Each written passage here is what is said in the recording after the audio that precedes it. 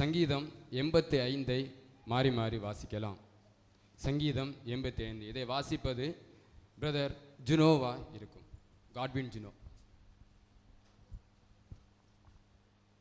கர்த்தாவே, உமது தேசத்தின் மேல் பிரியம் வைத்து யாக்கோபின் சிறையிருப்பை திருப்பினீர்.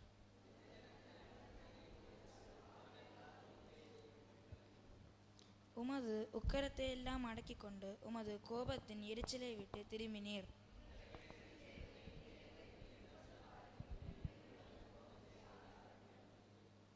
என்றைக்கும் எங்கள் மேல் கோபமாயிருப்பீரோ? தலைமுறை தலைமுறையாக உமது கோபத்தை நீடித்திருக்க பண்ணுவீரோ?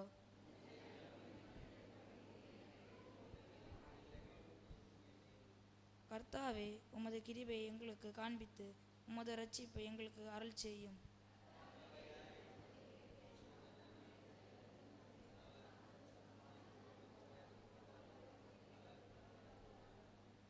நம்முடைய தேசத்தில் மகிமை வாசமாயிருக்கும்படி அவருடைய இரட்சிப்பு அவருக்கு பயந்தவர்களுக்கும் செய்வமாயிருக்கிறது.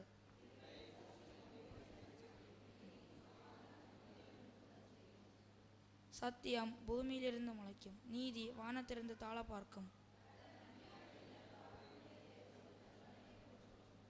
கடைசி வசனத்தை அவரும் சேர்ந்து வாசிப்போம். நீதி அவருக்கு முன்னாக சென்று அவருடைய அடிச்சோடுகளின் வழியே நம்மை நடத்தும். இந்த சங்கீத பகுதியை விளக்குகிறது சிஸ்டர் சுருதிகாவா இருக்கும். கர்த்தருக்கு ஸ்தோத்திரம். முதலாவதாக யாவே தேவனை ஸ்தோத்தரிக்கின்றேன். அடுத்ததாக சபை போதகர் மற்றும் தாய் தகப்பன்மார், சகோதர சகோதரிகள் யாவருக்கும் யூத் சண்டே சார்பாக நன்றினையும் வாழ்த்துதலையும் தெரிவித்துக் கொள்கிறேன். அல்லேலுயா, அல்லேலுயா. நாம் வாசிக்க கேட்ட சங்கீத பகுதி தேசத்தின் விடுதலைக்காக பாடப்பட்ட சங்கீதமாகும். இதை எழுதியது யார் என்று நமக்கு தெரியாது. ஆனால் இதை பாடியது யாரென்றால் கோராக்கின் புத்திரர்கள். எண்ணாகமம் 16ஆம் அதிகாரத்தை வாசிக்கும் போது கோராக் யார் என்பது தெரியும். கோராக் தன்னுடன் சில பேரை சேர்த்து கொண்டு மோசேக்கும் ஆரோனுக்கும் விரோதமாக பேசினதினால் கர்த்தருடைய நியாய தீர்ப்பு உண்டாயிருக்கிறது. இவர்களை பூமி தன் வாயை பிளந்து விழுங்கி போட்டு என்று பார்க்க முடிகிறது. இந்த கோராக்கின் சன்னதியில் பிறந்தவர்களை கர்த்தர் தமக்கென்று பயன்படுத்துவதை பார்க்க முடிகிறது. எரேமியா 31:29-30 ஆகிய வசனத்தில் சொல்லபடி தகப்பன் செய்த குற்றத்திற்காக பிள்ளைகளை தண்டிக்காமல் அவர்களை கர்த்தருக்கு பயன்படுத்துவதை பார்க்க முடிகிறது. அல்லேலுயா, அல்லேலுயா. இந்த சங்கீத பகுதியை 3 பிரிவுகளாக பிரிக்கலாம். 1 முதல் 3 வரை இஸ்ரவேலின் கடந்த காலத்தையும், 4 முதல் 7 வரை இஸ்ரவேலின் நிகழ்காலத்தையும், 8 முதல் 13 வரை இஸ்ரவேலின் எதிர்காலத்தையும் குறிக்கிறது. 1 முதல் 3 வசனங்களை நாம் வாசிக்கும் போது அங்கு இவ்வண்ணமாய் பாடப்பட்டுள்ளது. கர்த்தாவே என்று தொடங்கி யாக்கோபின் சிறையிருப்பை திருப்பினீர், அக்கிரமத்தை மன்னித்து பாவத்தை எல்லாம் மூடினீர், கோபத்தின் எரிச்சலை விட்டு திருப்பினீர் என்றும் 4 முதல் 7 வசனங்களை வாசிக்கும் போது எங்கள் இரட்சிப்பின் தேவனே என்று தொடங்கி கோபத்தை ஆறப்பண்ணும், எங்கள் மேல் கோபமாயிருப்பீரோ, திரும்பவும் உயிர்ப்பிக்க மாட்டீரே என்று பாடப்பட்டுள்ளது. இதில் 4 முறை கோபம் என்கிற வார்த்தை வருகிறது. இதில் 3 கேள்விகள் கேட்கிறார் சங்கீதக்காரர். ஏன் இப்படி பாடுகிறார்? முதலில் பாடுகிறார் சிறையிருப்பை திருப்பினீர் என்று.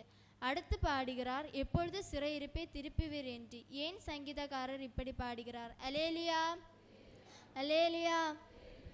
இஸ்ரவேல் ஜனங்கள் கர்த்தர் தமக்கென்று தெரிந்து அடிமைத்தனத்திலிருந்து விடுதலை செய்து அநேக வாக்குத்தத்தங்களையும் கட்டளைகளையும் கொடுத்தார். ஜனங்கள் தேவனுடைய கட்டளை கீழ்ப்படியாமல் தேவனுடைய வார்த்தைக்கு செவி கொடாமல் போனதினால் அவர்களை சிறையிருப்புக்கு புறஜாதியின் கைக்கு ஒப்பு கொடுத்தார். சிறையிருப்பின் காலத்தில் அவர்கள் தாங்கள் செய்த பாவங்களை, அவர்கள் கர்த்தருக்கு விரோதமாய் செய்த எல்லா பொல்லாப்பை விட்டு மனம் திரும்பி தேவனை நோக்கி முறையிடும் போது அவர்களை தேவன் விடுதலையாக்குவதை நாம் இந்த சங்கீத பகுதியில் பார்க்க முடிகிறது. அல்லேலுயா, அல்லேலுயா. 8 முதல் 13 வசனங்கள் நாம் வாசிக்கும் போது தேவன் சிறையிருப்பை திருப்பும் போது ஜனங்களுக்கு கிடைக்கும் ஆசீர்வாதத்தை குறித்து பாடப்பட்டுள்ளது. தேசத்தில் மகிமை வாசமாய் இருக்கும், நீதியும் சமாதானமும் இருக்கும். கர்த்தர் நன்மையானதே தருவார், தேசம் தன் பலனை கொடுக்கும். இதிலிருந்து நாம் என்ன கற்றுக்கொள்ள முடியும் என்றால் 8ஆம் வசனத்தின் முன்பகுதி சொல்கிறது, கர்த்தராகிய தேவன் விளம்புவதை கேட்பேன் என்று. 13ஆம் வசனம் முன் சொல்கிறது, அவருடைய அடிச்சுவடின் வழியே நம்மை நிறுத்துவோம் என்று. நாம் தேவனுடைய வார்த்தைக்கு கீழ்ப்படிந்து அவருடைய அடிச்சுவடுகளின் வழியை பின்பற்றுவோமே ஆனால் மேலே சொல்லப்பட்ட ஆசீர்வாதங்களும் ஆவிக்குரிய ஆசீர்வாதங்களும் நாம் பெற்றுக்கொண்டு நம் மூலம் நம்முடைய தேசமும் ஆசீர்வதிக்கப்படும். கர்த்தர் தாமே இந்த வார்த்தையின் மூலம் நம்மோடு இடைபெறுவாராக. ஆமென்.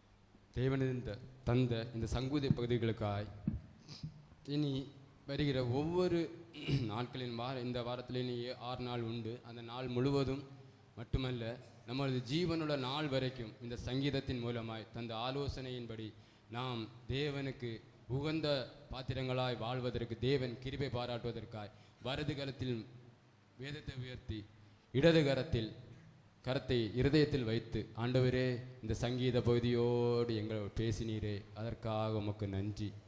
உமக்கு நன்றி ஆண்டவரே. இந்த சங்கீதத்தின் மூலமாய் நீ வருகிற ஒவ்வொரு ஆயுசு நாள் என்னைக்கு வரைக்கும் உண்டோ அன்னைக்கு வரைக்கும் எங்களை நடத்துங்க. நாங்கள் எங்களை தாழ்த்துகிறோம். உமது நாமம் மாத்திரம் மகிமைப்படட்டும். கிருபையினால் எங்களை வழி நடத்துங்க. உமது நாமம் மாத்திரம் மகிமைப்படட்டும். ஆமென், ஆமென், ஆமென். அனைவரும்